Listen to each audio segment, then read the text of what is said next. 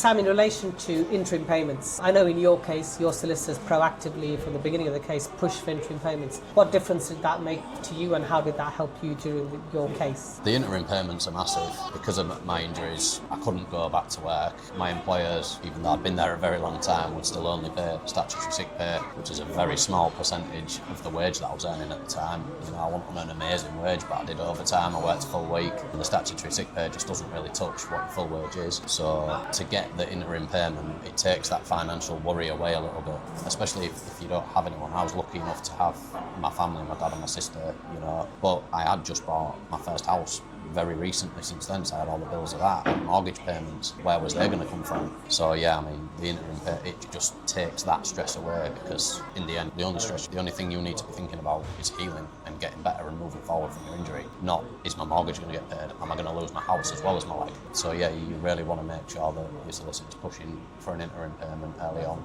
so that it just takes that burden away from you. In your case, in terms of interim payments, how many interim payments did you have, and in total, roughly how much in interim payments did you get before your case settled? I think I had them sort of staged over maybe 3 separate ones, and it ended up being around about 35 to 40,000 is roughly what I got in interim payments. Again, it all depends on your personal circumstances, on what your claim's likely to end up at, that you know they would look at. You know, at the time, that is what I needed and what helped me, and that's what my solicitors pushed for. I know from knowing Mr. Q, speaking to him, knowing about MRH, that they certainly do push for interim payments early on, and they will look after you like that.